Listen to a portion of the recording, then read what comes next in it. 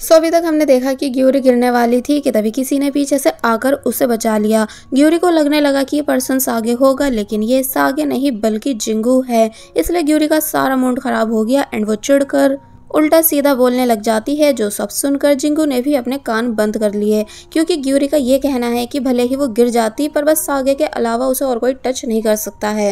अब next scene में हम देखते हैं कि मिस्टर चो खुश हो रहे हैं सागे को परेशान देखकर, इसलिए बोले कि इसको ऐसे ही परेशान करते रहो ताकि ये बॉम्ब के घर को छोड़ दे। तो वहीं जीना जिसे बार बार सागे की बातें याद आ रही हैं कि सागे कैसे बता रहा था कि मेरे डैड उसे और बॉम्ब को परेशान कर रहे हैं, कि तभी मैनेजर मिन यहाँ आए, जिनसे उसने सवाल जवाब करे कि क्या सागे और डैड के बीच कुछ फाइट चल रही है, यानी कि आपको इस बारे में कुछ पता है। तो तब वो बताते हैं कि नहीं, मुझे इस बारे में कुछ पता नहीं है क्योंकि अब मेरी सागे से बात नहीं होती है। कि तभी यहाँ एक पर्सन आया कोई बात बताने, मैनेजर मिन यहाँ से चले गए। तो तब वो जीना को बताता है कि हमारा न्यू सॉन्ग जो कि नेक्स्ट वीक रिलीज होने वाला था, उसकी कुछ लाइंस स्पेनिश सिंगर के सॉन्ग से मिल चुकी हैं, इसलिए अब हम उसे रिलीज नहीं कर सकते हैं बिकॉज ऑफ कॉपीराइट्स। तो ये सुनकर जीना के होश उड़ जाते हैं कि अब वो क्या करेगी। बाय द वे उसने ये सॉन्ग किसी और सॉन्ग राइटर से बाय करा था। अब नेक्स्ट सीन में हमें दिखाया गया कि ये सब जब अपने प्रैक्टिस रूम में आए तो पता चला कि इसको भी बुरी तरह ख़राब कर दिया गया था, इसलिए ये सभी और ज़्यादा परेशान होने लगे। बॉम्ब बताती है कि लोग बता रहे हैं कि ये सब हमारे पुराने बैंड मेंबर्स ने करा है। तो वहीं सागे जिसे प्रिंसिपल ऑफिस बुलाया गया था वो आकर बताता है कि अब हमारा बैंड कभी यूनिवर्सिटी फेस्टिवल में पार्टिसिपेट नहीं कर सकता है एंड हमारे प्रैक्टिस प्लेस को भी 1 मंथ के लिए सस्पेंड कर दिया गया है। और इस बात की सबसे ज़्यादा डिमांड टायंग के ओल्ड बैंड मेंबर्स ने करी थी। टायंग के साथ साथ बाकी सबको भी इस बात को सुनकर काफ़ी ज़्यादा गुस्सा आया, इसलिए सभी एक साथ गुस्से में यहाँ से निकलते हैं उन सभी लोगों से लड़ने के लिए। अब हम उन बॉयज़ को देखते हैं जिनके बैंड का नाम है हांजू बैंड। सागे उन लोगों से पूछ रहा होता है कि तुम आखिर क्यों हमारे पीछे पड़े हो। तो तब वो लड़के बोले कि क्या तुम मुझे फिर से मारना चाह रहे हो, लेकिन याद रखना फिर से किसी कंट्रोवर्सी में फंस जाओगे।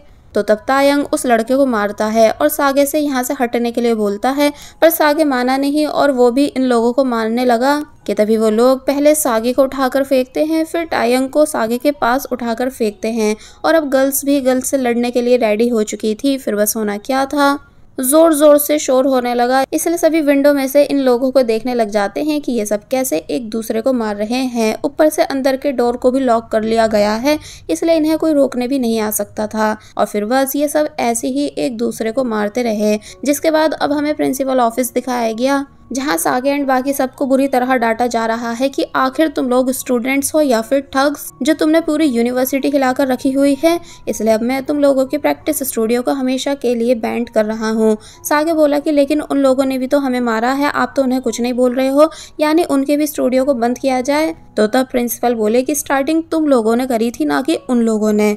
फिर सागे का फेस देखकर बोले कि इस पर एक भी स्क्रैच का निशान नहीं है, जबकि हैंजू बैंड के मेंबर्स के नाक मुंह से खून निकल रहा है। तुम लोग बहुत ही बेरहम हो। अब सीन कट हुआ और दिखाया गया कि इन लोगों ने लिखकर यूनिवर्सिटी से माफी मांगी है, पर अब प्रॉब्लम यह है कि ये सब प्रैक्टिस कहाँ करेंगे। तो तब सागे बोला कि तुम सभी फिक्र मत करो, मेरी मॉम बोलती है कि मैं जहाँ भी जाता हूँ अपना रास्ता खुद बना लेता हूँ, यानी कि बहुत ज़्यादा लकी हूँ, इसलिए ये प्रॉब्लम भी सॉल्व कर लूँगा। फिर अब हम हांजू बैंड के मेंबर्स को देखते हैं जिन सब की बुरी हालत थी, इसलिए सागे इन सभी से बोला कि फिर दोबारा हमसे उलझ मत जाना।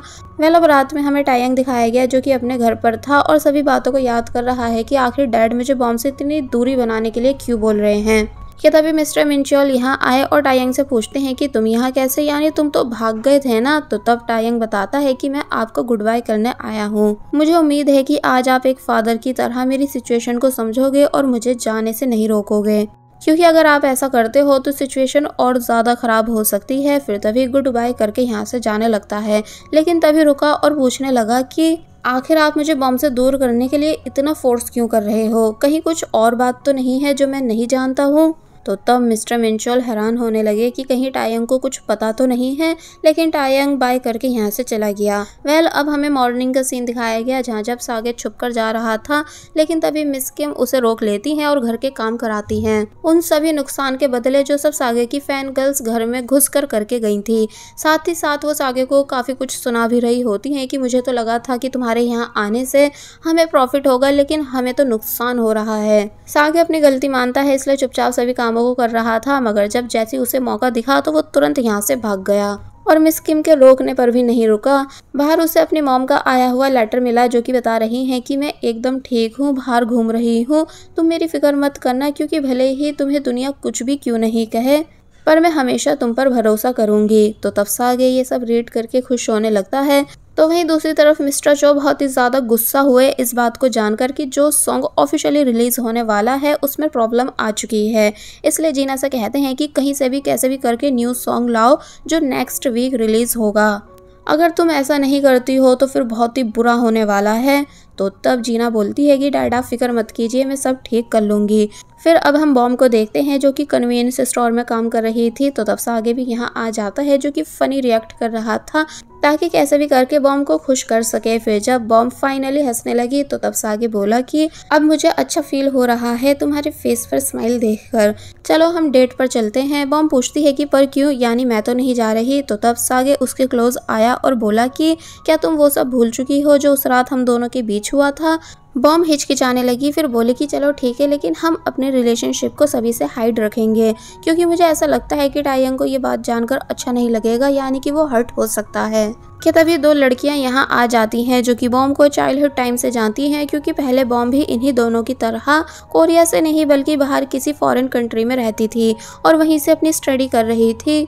वो दोनों बॉम की इंसल्ट करने लगी कि बताओ आज तुम ऐसे हालात में हो, पहले कैसे अच्छी लाइफ जी रही थी, हमें माफ़ करना हम तुम्हारी मॉम के फ्यूनरल में नहीं आ पाए, लेकिन अब तुम्हारी मदद के लिए थोड़े पैसे दे रहे हैं, रख लो, तुम्हारे काम आएंगे। वैसी गरीबी में काफ़ी कुछ फेस करना पड़ता है, तुम पहले हमसे आगे निकलने की कोशिश करती थी पर अब देखो तुम हमारे लेवल के 10% पे भी नहीं। तो तब बॉम शॉक रह गई इन लड़कियों की इन सब बातों को सुनकर, इसलिए कहती है कि तुम दोनों ने लाइन क्रॉस कर दी है, लगता है तुम यहाँ सिर्फ मुझे नीचा दिखाने आई हो। सागे को भी इन लड़कियों पर गुस्सा आ रहा था, इसलिए वो बॉम से पैसे लेकर इन्हें वापस करता है एंड कहता है कि लो ये पैसे बॉम की साइड से रख लो, जब तुम दोनों की मॉम की डेथ होगी तो तब इन पैसों का यूज कर लेना। और फिर इन दोनों से यहाँ से जाने के लिए बोलता है। वो दोनों जा नहीं रही थी तो तब सागे ने इन दोनों को जबरदस्ती यहाँ से बाहर करा और फिर बोला कि पता नहीं क्यों लोग दूसरों के सुख से खुश नहीं होते हैं, और जितनी घटिया ये दोनों इंग्लिश बोल रही थी पक्का फॉरेन स्कूल में फेल हुई होंगी। बॉम जो कि थोड़ी सी उदास हो चुकी थी वो सागे से बोली कि चलो हम घूमने चलते हैं, यानी कि हमारी फर्स्ट डेट पर।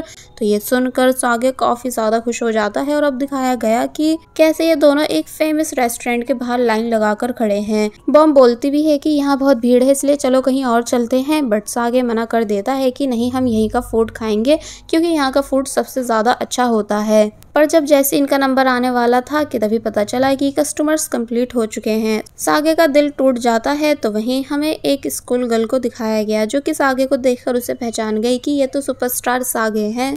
अब हम इन दोनों को बस में वापस घर जाते हुए देखते हैं, जहां अब भी ये दोनों खुश नजर आ रहे थे कि चलो कोई नहीं, नेक्स्ट टाइम हम यहाँ आ जाएंगे। कि तभी वही स्कूल गर्ल यहाँ आई और सागे से पूछती है कि आप सागे हो ना, मैं आपकी बहुत बड़ी फ़ैन हूँ। मैंने काफ़ी सालों तक आपके सॉन्ग सुने हैं, पर जब से आपने क्राउन बैंड को छोड़ा है तब से मैंने उनके सॉन्ग्स को सुनना बंद कर दिया है।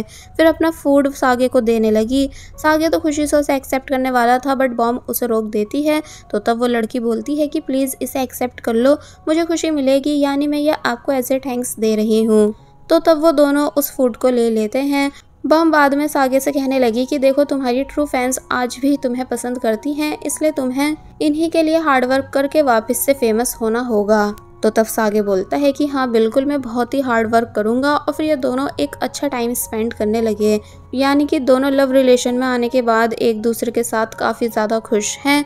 अब नेक्स्ट सीन में हमें जीना दिखाई गई जो कि परेशान है कि मैं न्यू सॉन्ग कहाँ से लाऊं। कि तभी उसे याद आया कि मैंने छुपकर बॉम के सॉन्ग की फ़ोटोज़ क्लिक कर ली थी, इसलिए वो उन फोटोज़ को देखने लगती है और सॉन्ग की लाइन्स को अपने पहले वाले सॉन्ग में ऐड कर देती है जिसमें प्रॉब्लम आ रही है, यानी कि एक तरह से जीना ने बॉम के सॉन्ग को चुरा लिया। नेक्स्ट सीन में बॉम टेरिस पर दिखाई जाती है जो कि उसी म्यूजिक को प्ले कर रही थी जो वो बचपन से प्ले करती आ रही है। कि तभी सागे आया एंड बॉम को सब बताने लगा कि इस म्यूजिक को मैं काफ़ी सालों से अपने ड्रीम में सुन रहा हूँ। और अब कभी मैं तुम्हें भी ड्रीम में देखता हूँ, तो कभी इस वाइट पियानो को, तो कभी इस पर लगे इस बनी स्टिकर को भी। तो तब बॉम कहने लग जाती है कि फिर तो ये बात काफी अजीब हुई कि तभी सागे ने बॉम को किस कर दी। बॉम सागे को डांटती है कि ऐसा मत किया करो, पता है ना कि हमारा रिलेशनशिप सभी से हाइड है। और फिर मून को देखते हुए बताने लगी कि जब से तुम मेरी लाइफ में आए हो तब से मैं उस तरह खुश रहने लगी हूँ जैसे अपनी मॉम के साथ खुश रहा करती थी। तो ये सुन सागे खुश हुआ और बोला कि क्या सच में ऐसा है, और फिर से बॉम को किस कर देता है। लेकिन वहीं हम देखते हैं कि टायंग इन दोनों को ऐसे साथ में देख चुका था जिस वजह से उसका काफी बुरी तरह दिल टूट जाता है, क्योंकि ऑब्वियसली उसके लिए ये बात काफी बड़ी है कि जिस लड़की को वो इतने टाइम से पसंद करता आ रहा था वो अब किसी और की गर्लफ्रेंड बन चुकी है। इसलिए रूम में बॉम की उस बात को याद करने लगा कि बॉम कैसे बोल रही थी कि अब वो इतनी खुश है जितनी अपनी मॉम के टाइम पर हुआ करती थी। वहीं दूसरी तरफ हम देखते हैं कि बॉम ने सागे से पूछा कि तुम मेरे साथ मॉम से मिलने चलोगे। मैं कभी अपने किसी फ्रेंड को मॉम से मिलाने लेकर नहीं गई हूँ, इनफैक्ट मैं खुद उनसे मिलने से डरती हूँ क्योंकि वो मुझसे नाराज है। सागे पूछता है कि नाराज लेकिन क्यों? तो तब बॉम ने बताया कि एक्चुअली मैंने डॉक्टर के कहने पर मॉम की डेथ के बाद उनके ऑर्गेन्स को डोनेट कर दिया था, इसलिए मेरी मॉम मुझसे नाराज है। सागे शांत खड़ा रहा जैसे इस बात को जानकर काफी शॉक हुआ है। फिर बॉम बोली कि छोड़ो अब हम कल बात करेंगे, और फिर तभी उसे गुड नाइट करके यहाँ से चली गई। लेकिन बॉम के जाते ही सागे के तेज सर में दर्द होता है, यानी उसे काफी ज्यादा तकलीफ होने लगी। और जब वो वापस रूम में आया तो उसे पहले अपना वो टाइम याद आता है कि कैसे मेरी आंखों की रोशनी चली गई थी जिस वजह से मैं काफी ज्यादा परेशान हुआ था। फिर अचानक वो छोटी बॉम को देखने लगा जो कि इसी रूम में खेल रही है, और फिर तभी वॉल पर कुछ ड्रॉ करने लगी। सागे अब प्रेजेंट में है और जब उसी वॉल को चेक करता है तो उसको वॉल पर वही सब ड्रॉ हुआ दिखता है। फिर जब वो रूम से बाहर आया तो उसे फिर से बॉम दिखने लग जाती है जिसको उसकी मॉम आवाजें दे रही हैं। सागे काफी ज्यादा शॉक रह जाता है कि भला ये सब मैं क्यों देख रहा हूँ, आखिर मुझे हो क्या गया है। लेकिन बस इसी तरह सागे को बॉम बार बार दिखती जाती है। फिर जब वो घर से बाहर आया तो तब भी उसे बाहर बॉम ही दिखी, एंड ये भी कि बॉम की मदर ने कैसे सब जगह बॉम की फेवरेट चीजें रखी हुई हैं। इसलिए सागे ये सब देखने के बाद बस शॉक खड़ा रह जाता है। अब हम मॉर्निंग का सीन देखते हैं जहाँ सागे बॉम की आंट से मिला एंड बॉम की मदर की डेथ के बारे में पूछने लगा कि आखिर उस दिन हुआ क्या था। तो तब आंट सागे को सब बता देती हैं। सीन कट हुआ और अब सागे उदास होकर चल रहा है क्योंकि आंट उससे सब बता चुकी हैं कि कैसे उस रात बॉम की मदर ने बहुत लोगों की जिंदगी बचाई थी, किसी को हार्ट, किसी को किडनी और किसी को अपने और कुछ ऑर्गन्स देकर, साथ ही एक को उनकी आईज भी दी गई थी। सागे उनसे रिक्वेस्ट करता है कि मुझे बॉम की मदर की फोटो दिखाओ, तो वो उसे फोटो दिखा देती हैं जिसे देखकर सागे को वो देखी देखी लगी।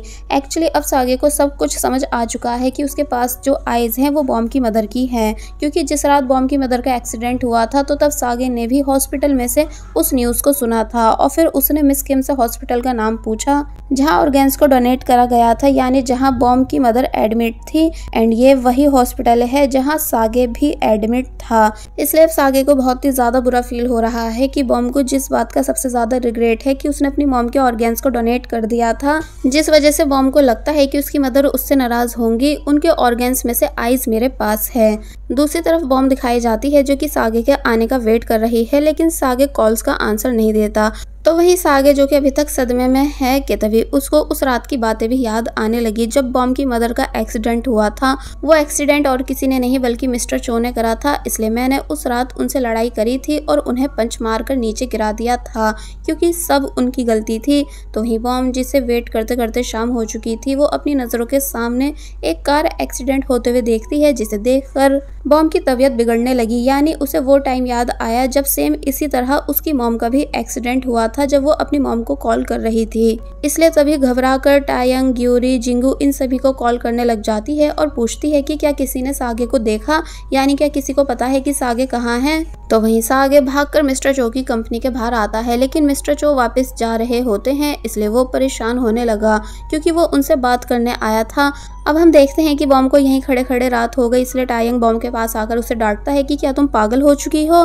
तो तब बॉम बोली कि ओप्पा मैं सागे से बात नहीं कर पा रही हूँ, मुझे डर है कि कहीं उसका कार एक्सीडेंट नहीं हो गया हो जैसे मेरी मॉम का हुआ था, यानी वो भी मुझे मॉम की तरह छोड़कर तो नहीं चला जाएगा। टायंग हैरानी से बॉम को देखने लगता है कि इस टाइम उसकी कंडीशन बिल्कुल भी ठीक नहीं है और वो सागे की कितनी ज्यादा फिक्र कर रही है कि तभी बॉम बेहोश हो गई। और बस फिर इसी सीन के साथ ये पार्ट यहीं पर एंड हो जाता है। There was a time when you had me falling to the ground. For next part, please subscribe my channel and click the bell icon. Thank you.